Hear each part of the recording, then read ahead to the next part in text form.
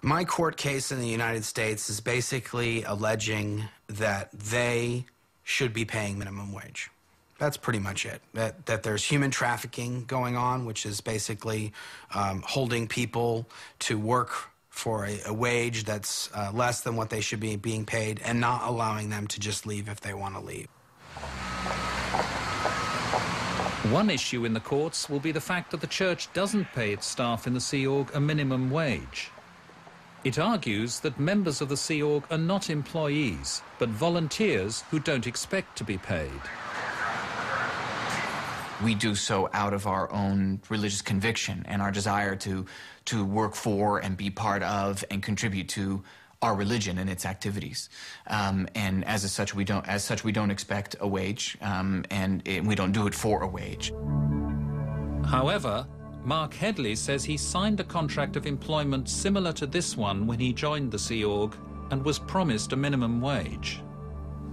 15 years later, I was paid an average of 38 cents an hour for working over 100 hours a week every single week of every year for 15 years. In 15 years, I made a total of $29,000 for 100 hours a week every week. When Mark and Claire met, they were posted to one of the church's most secure Sea Org facilities at Hemet, 2 hours' drive outside Los Angeles. The facility is surrounded by high fences topped with razor wire. What did the church tell you about people who wanted to leave? That people in the Sea organization have foregone the right to leave, and that was reiterated on many different instances. I mean, honestly, I've reflected since leaving, and the only thing that even comes close for me in terms of living conditions and everything else is prison. Just is. Claire Headley joined the Sea Org age 16 and worked for the Religious Technology Center, earning as little as $23 a week. How hard was it doing that job?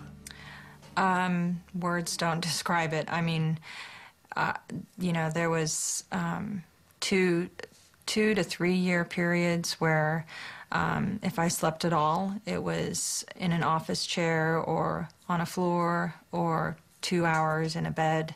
I very, very rarely saw Mark. Claire Headley says excessive hours and little pay weren't the only form of abuse she and other women were subjected to. She says she was coerced by senior staff into having 2 abortions. The church denies these allegations.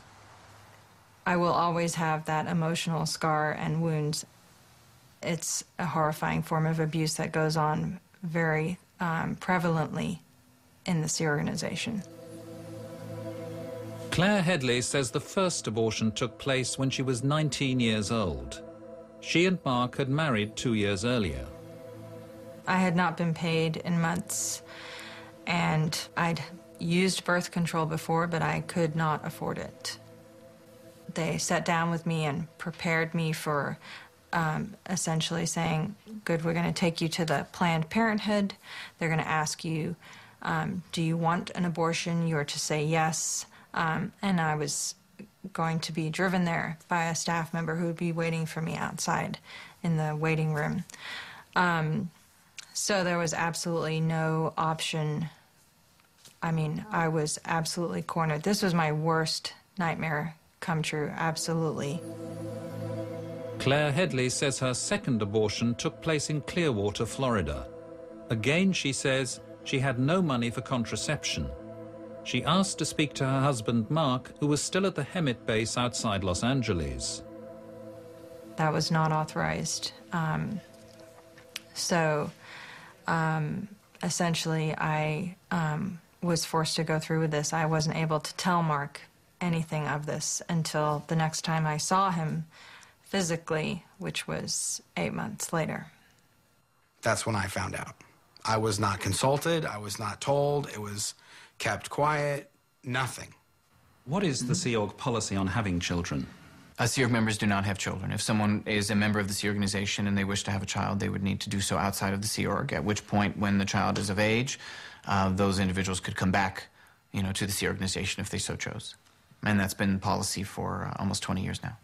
Why does the church ask pregnant women in Sea Org to have abortions if they wish to stay in the Sea Org? Absolutely, that is absolutely not true, and I categorically deny that allegation.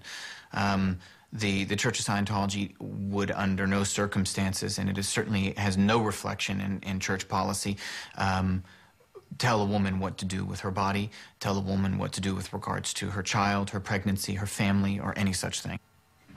All right. Uh-oh. This, though, is exactly what many women allege. Claire Headley says she knows of about 40 other women in the Sea Org who say they've been pressured into having abortions. Good boy. Laura DeCrescenzo joined the Sea Org in Los Angeles aged 12 and says she was coerced into having an abortion 5 years later by a senior officer. She started explaining to me that at this stage, the baby, as they refer to it, there was no Satan there, meaning there was no spirit occupying the body. She was saying, you know, look at how detrimental it would be to the organization if you were to leave. Your post or your job is very important here. We don't have anybody else to put in that job right now. Just the continual pounding, I ended up conceding and doing the abortion. You have 2 beautiful little boys. I do. Do you ever look at them and think what might have been? Of course. In Australia, when Liz Anderson was in the Sea Org and thought she might be pregnant, she too told a senior officer. She said, well, you just can't be pregnant, because at that stage the new policy had come in that you can't have children in the Sea Org. I was not pregnant, it turned out, but my decision would have been to keep the child. But what did she advise you to do? I'd have to have an abortion. If there was a Sea Org staffer or a number of staffers who had advised women to have abortions, that's something you would utterly condemn? Yeah, absolutely. But there's another disturbing aspect to life in the Sea Org. When members of the organisation transgress, they risk being sent to the RPF, the Rehabilitation Project Force.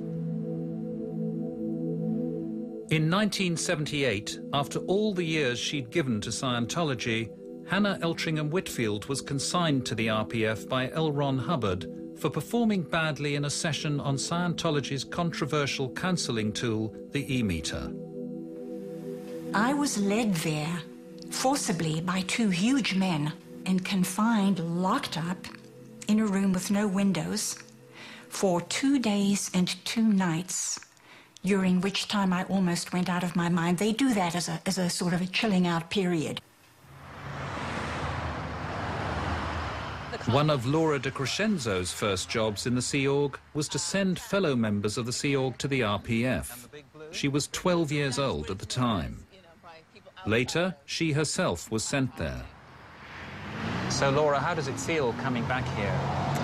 It makes me sick to my stomach. It's kind of nerve-wracking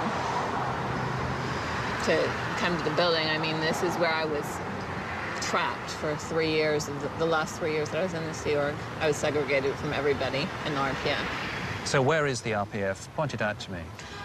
Right in that area.